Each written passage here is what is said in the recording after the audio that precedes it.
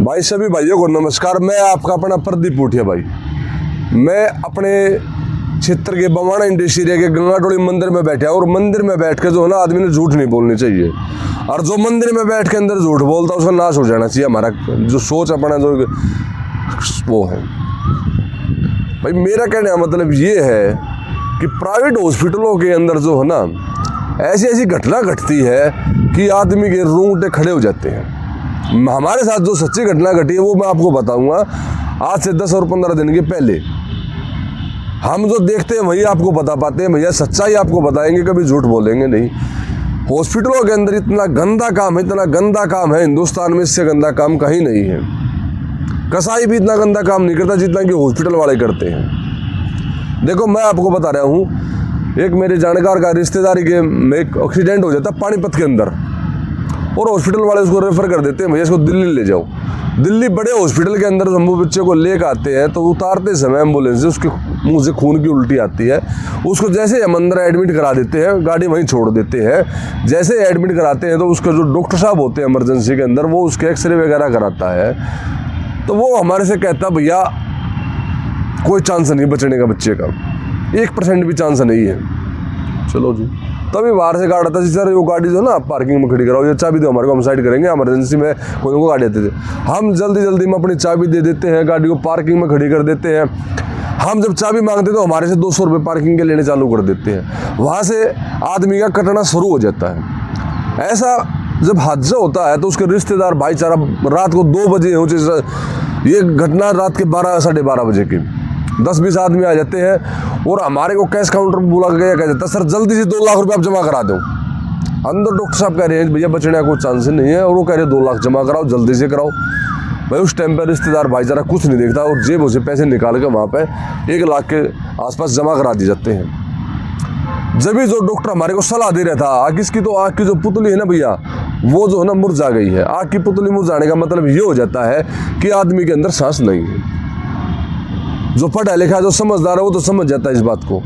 और जैसे भाई अनपढ़ है, कम पढ़े लिखे, जिनको ज्ञान नहीं है, वो कुछ नहीं समझ पाते। वो कहते तो सब कुछ करो।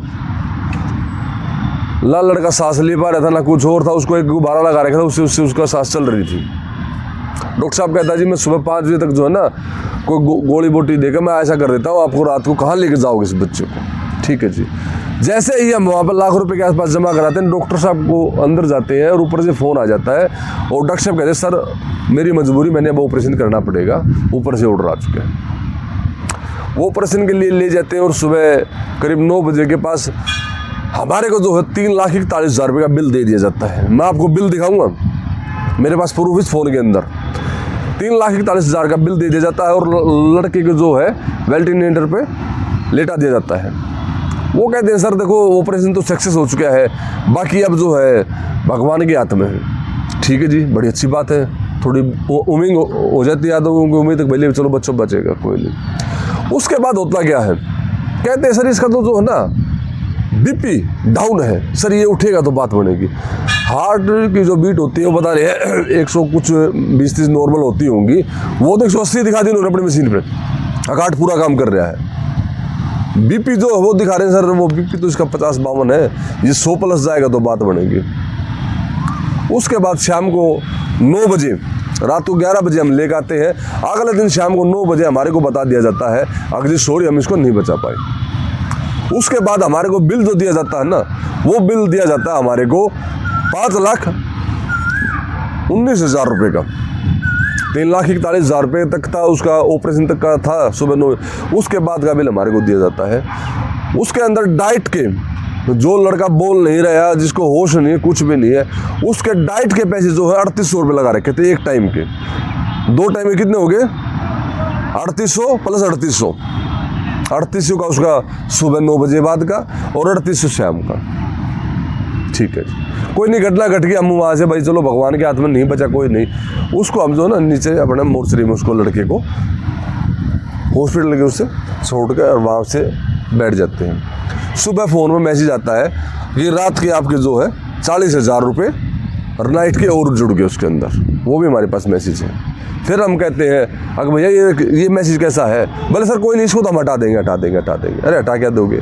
सारे पैसे तुमने हमारे से फर्जी ले रखे भाई। कोई नहीं। सुबह कहते हैं भाई जल्दी से पैसा जमा कराओ अपना जो है ना और ले जाओ। भाई उस टाइम पे कौन क्या बोलता, कुछ नहीं बोलता, सारा परिवार रोता है, अपना पैसे जमा करा देता है। उसके बाद जब वहाँ से कहते हैं तो सर ये तो आपका जो है ना एक्सीडेंट केस था, इसके लिए तो सर आपने जो है ना अब आईओ के पास जाना पड़ेगा, उसको बुलाना पड़ेगा। फिर हम शालीमार बाग थाने में जाते हैं, वहाँ से आईओ के पास जाते हैं, आईओ को लेकर आते हैं। वहाँ से भाई साहब हमारा पूरा दिन खराब हो जाता है। ये बात शाम को हमारे को बता देते तो हम सुबह 8 बजे उनका बिल पे ना करके वो ये सोचते कभी 10 बजे 11 बजे 12 बजे हमारे पास कुछ परेशानी चालू हो जाए, कोई और दिक्कत हो जाए, इसलिए अपना सबसे पहले वो ये कहते बिल पे कर दो, अपना जाओ ले जाओ। ये घटना ये तो है नहीं भाई आज मेरे साथ कल किसी का होती रहती है। आदमी को चोट लगने के बाद ही पता लगता भाई क्या है। उसके बाद है ना वहाँ पर हमारे को रात को के 5 साढ़े 5 बजे टाइम हो जाता है। हम पूरे दिन उसका परिवार, उसका रिश्तेदार, उसका गांव उसके बाहर बैठ कर रोते रहते हैं, पानी तक नहीं पीते। हॉस्पिटल को इस बात से कोई दिक्कत नहीं है, कौन मर रहा है क्या हो रहा है। तो मेरे भाई मेरे हाथ जोड़ के विनती है सरकार से, कोई ऐसी पॉलिसी लाओ, कोई ऐसी पॉलिसी लाओ हॉस्पिटलों के अंदर। अगर भाई जो मान लो डेड हो जाता है उसका 10% या 20% बिल पे किया जाए, ना कि उसका 100 का 100 बिल पे किया जाए। ये कितनी बड़ी घटना है। मैं ये कह रहा हूँ किसी गरीब आदमी के साथ, चलो वे जो थे जमींदार थे भाई 20-50 हज़ार घर में सभी गेम होते हैं जमींदारों के में, वो अपने रिश्तेदार आए उन्होंने पैसे जमा करा दिए। अरे भाई किसी गरीब आदमी के साथ होता है तो उसको अपना मकान तक लिखवाना पड़ जाता है, उधर से बच्चा भी नहीं बच पाता, इधर से मकान चला जाता है। उस आदमी की क्या संतुलित होता है, वो आदमी टूट जाता है। वो परिवार जो है ना लास्ट में अंत में आगे कर्जे में दब दब कर सुसाइड कर लेता है। किसी हॉस्पिटल वाले को, किसी बढ़िया को, किसी को इस बात से कोई मतलब नहीं है। तो मेरा भाई सभी भाइयों से हाथ जोड़ के विनती है, इस वीडियो को जो है ना गवर्नमेंट तक पहुंचाओ, कोई ऐसी पॉलिसी लाओ जो अब जो ये आयुष्मान भारत कार्ड बता रही है दिल्ली के अंदर लागू होया है, ये 70 साल के लिए लागू होया है। अरे 70 साल के तो दिल्ली के अंदर 10% आदमी होंगे भाई। या तो ये पॉलिसी लेकर आनी, इसको जन्म से लेकर आओ, जन्म से ही बच्चा मान ले कोई पैदा होता है उसको ये कुछ भी बता देते हैं, उसका 2-4 लाख रुपए का बिल हो तो आयुष्मान कार्ड से दे दे भाई।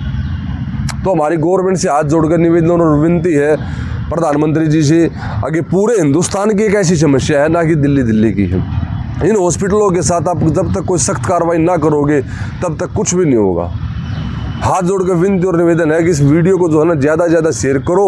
और ऐसी घटना किसी के साथ घटती है तो भाई किसी की कोई रिश्तेदारी में, कोई भाईचारे में कोई डॉक्टर है नहीं है तो कहीं से प्राइवेट डॉक्टर से आप सलाह लो, 10-5 हज़ार रुपये उसको दो, उसको साथ में लेकर जाओ, वो आपको कंडीशन बताएगा तो आप बच सकते हो।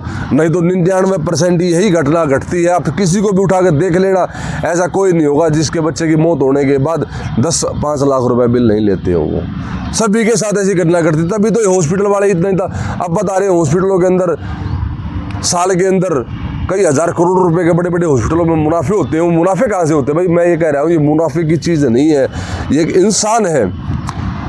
पृथ्वी पे इंसान से कीमत किसी भी चीज़ की नहीं है कि इंसान से ज़्यादा कीमत। भगवान ने इंसान को सभी के लिए बनाया, जीव जंतुओं के लिए बनाया है, सभी के लिए बनाया, सभी की रक्षा करने के लिए।